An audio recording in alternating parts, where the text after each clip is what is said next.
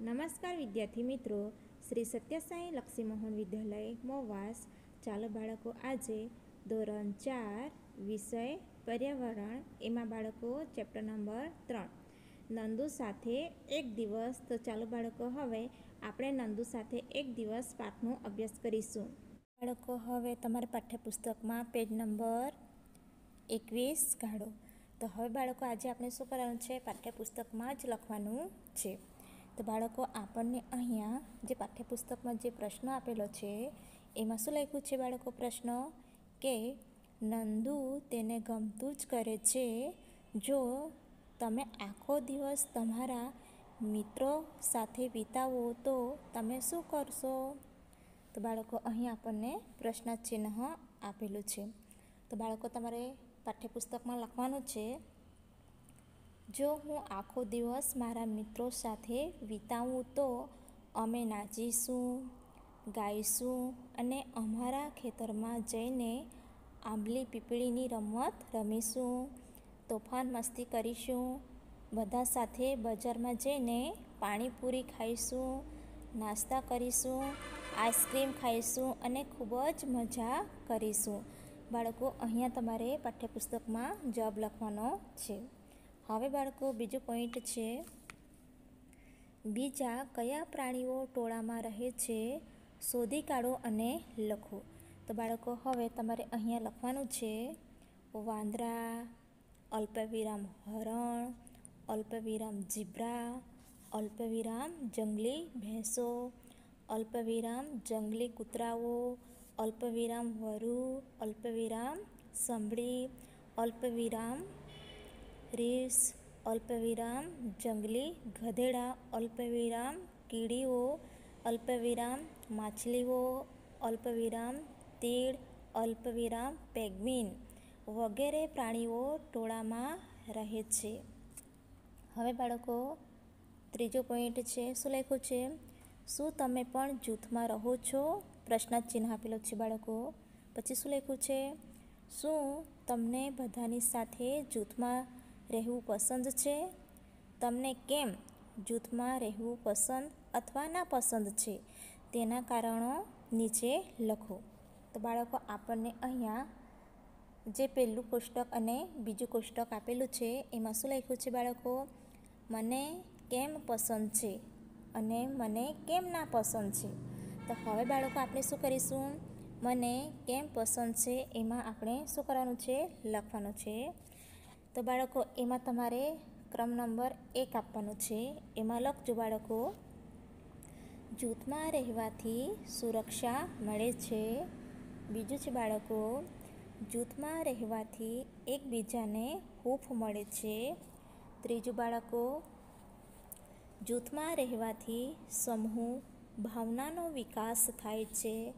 ચોથું છે બાળકો, જૂથમાં રહેવાથી આપણે એકબીજાને મદદરૂપ થવાનું શીખીએ છીએ. પાંચમું છે બાળકો, બાળકોને દાદા દાદીનો પ્રેમ મળે છે. છઠ્ઠું પોઈન્ટ છે બાળકો, વડીલોનું સાચું સૂચન અને સલાહ મળી રહે છે. હવે બાળકો, સાતમો પોઈન્ટ છે, એમાં લખવાનું છે બાળકો, તમારે જૂથમાં નબળી, ખોટ ખાપણવાળી કે આશ્રિત વ્યક્તિનો જીવન નિર્વાહ થઈ શકે છે. હવે બાળકો, તમારે અહીંયા લખવાનું છે કે મને કેમ નાપસંદ છે એમાં લખવાનું છે. તો બાળકો, અહીંયા તમારે પોઈન્ટ નંબર 1 આપવાનો છે. એમાં લખજો બાળકો, જૂથમાં રહેવાથી અંદરો અંદર ઝઘડા થવાની સંભાવના વધુ રહે છે. બીજો પોઈન્ટ છે બાળકો, જૂથમાં રહેવાથી વ્યર્થ વાતો કરવામાં સમયની બરબાદી થાય છે. ત્રીજો પોઈન્ટ છે બાળકો, કામ કરનાર વ્યક્તિના કામનું ભારણ વધે છે. ચોથું છે બાળકો, સ્વતંત્રપણે જીવી શકાતું નથી. પાંચમો પોઈન્ટ છે બાળકો, ઘરમાં સકળાશનો અને અનુભવ થાય છે અને છૂટથી રહી શકાતું નથી. છઠ્ઠો પોઈન્ટ છે બાળકો, ઘણી બધી વસ્તુઓ વગર ચલાવી લેવું પડે છે. વડીલોની અમાન્યતા જળવાતી નથી. સાતમું પોઈન્ટ છે બાળકો, બાળકોને સારું શિક્ષણ અને સગવડો આપી શકાતી નથી.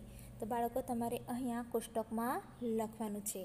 હવે બાળકો આપણે આગળ જોઈશું. શું લખ્યું છે?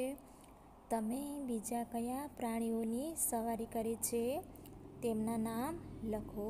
તો બાળકો હવે તમારે અહીંયા પાઠ્યપુસ્તકમાં લખવાનું છે. તો બાળકો એમાં લખજો ઘોડો, અલ્પવિરામ હાથી, અલ્પવિરામ ઊંટ અને અલ્પવિરામ ભેંસ. હવે બાળકો અહીંયા બીજો પ્રશ્ન છે, જો તમને હાથી પર બેસાડવામાં આવે તો તમને કેવું લાગે? તો બાળકો અહીંયા તમારે પાઠ્યપુસ્તકમાં લખવાનું છે, મને જો હાથી પર બેસાડવામાં આવે તો મને ખૂબ જ આનંદ થાય અને મજા આવે, જાણે હું રાજા મહારાજા હોઉં તેવો ભાવ મનમાં જાગે. હવે બાળકો પ્રશ્ન 3 છે. શું લખ્યું છે બાળકો? તમે તમારી આસપાસ ઘણા પ્રાણીઓ જોયા જ હશે. પુસ્તકોમાં, ટેલિવિઝનમાં, એકલા કે જૂથમાં જોયા હશે. તેમાંના કોઈ પણ પ્રાણી વિશે વધુ જાણી લાવો અને તેના વિશે લખો. તો બાળકો તમારે અહીંયા લખવાનું છે પાઠ્યપુસ્તકમાં, પુસ્તકોમાં, ટેલિવિઝનમાં તેમજ પ્રાણી સંગ્રહાલયમાં વાઘ, સિંહ, હાથી, હરણ, જંગલી ભેંસો, જીરાફ, ઝીબ્રા વગેરે પ્રાણીઓ જોયા છે. તેમાંથી જીરાફ મને ગમે છે. તો હવે બાળકો તમારે અહીંયા શું કરવાનું છે? જીરાફ વિશે લખવાનું છે. તો બાળકો એમાં લખજો, જીરાફ દુનિયાનું સૌથી ઊંચું જમીન પર રહેતું પ્રાણી છે. બીજું, તે આફ્રિકાના જંગલોમાં જોવા મળતું પ્રાણી છે. ત્રીજો પોઈન્ટ છે બાળકો, નર જીરાફની ઊંચાઈ 5 થી 6 મીટર જેટલી અને માદા જીરાફની ઊંચાઈ 4.5 મીટર જેટલી હોય છે. તેની ઊંચાઈ વધુ હોવાથી તે ઊંચા વૃક્ષોના પાંદડા અને ડાળીઓ ખાઈ શકે છે. ચોથો પોઈન્ટ છે બાળકો, તેના પગ અને ડોક ખૂબ જ ઊંચી હોય છે. માથું પ્રમાણમાં નાનું હોય છે. હવે બાળકો પાંચમો પોઈન્ટ લખવાનો છે તમારે, તે ખૂબ ઝડપથી દોડી શકે છે. તેની ઝડપ કલાકના 50 કિમીથી પણ વધુ હોય છે. હવે બાળકો છઠ્ઠો પોઈન્ટ છે, તેના શરીર પર કથ્થાઈ રંગના મોટા ટપકાની ભાત જોવા મળે છે. તેને લીધે તે સુંદર દેખાય છે. સાતમો પોઈન્ટ છે બાળકો, નર જીરાફનું વજન 1500 કિલોગ્રામ કરતાં વધુ હોય છે, જ્યારે માદાનું વજન તેનાથી ઓછું હોય છે. હવે બાળકો આઠમો પોઈન્ટ છે, તે દિવસમાં 30 મિનિટ જેટલું ઊંઘે છે. તે મોટા ભાગે ઊભા રહીને બધા કાર્યો કરે છે અને બચ્ચાને જન્મ પણ ઊભા રહીને જ આપે છે. તો બાળકો તમારે અહીંયા પાઠ્યપુસ્તકમાં જીરાફ વિશે લખવાનું છે. હવે બાળકો આપણે આગળ જોઈશું.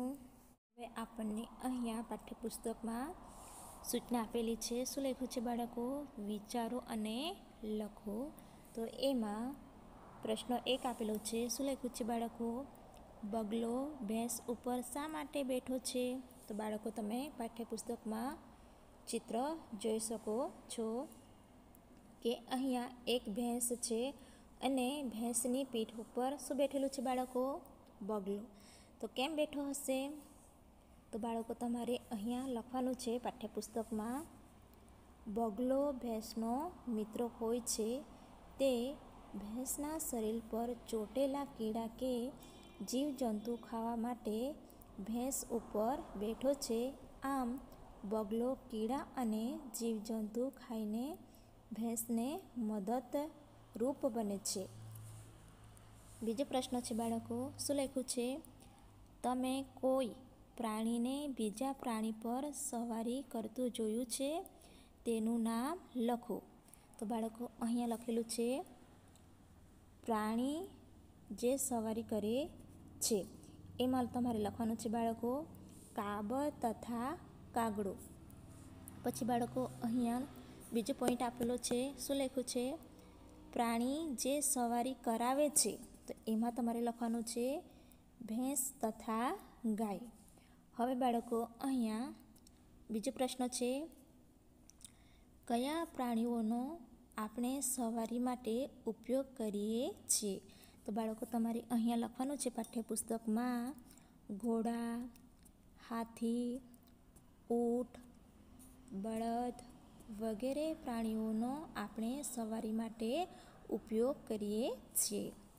હવે બાળકો છેલ્લો જ પ્રશ્ન છે. શું લખ્યું છે? ભાર ખેંચવા અને વજન ઉચકવા કયા પ્રાણીઓનો ઉપયોગ થાય છે? તો બાળકો તમારે અહીંયા પાઠ્યપુસ્તકમાં લખવાનું છે ગધેડું, બળદ, હાથી, ઊંટ, ઘોડા, પાડા વગેરે પ્રાણીઓનો ઉપયોગ ભાર ખેંચવા અને વજન ઉચકવા માટે થાય છે. હવે બાળકો અહીંયા આપણને સૂચના આપેલી છે તમારો પોતાનો હાથી બનાવો. એટલે કે બાળકો તમારે શું કરવાનું છે? એક સરસ મજાનું હાથીનું ચિત્ર તમારે પર્યાવરણની નોટબુકમાં દોરવાનું છે. હવે બાળકો આપણો પાઠ અહીંયા પૂર્ણ થાય છે.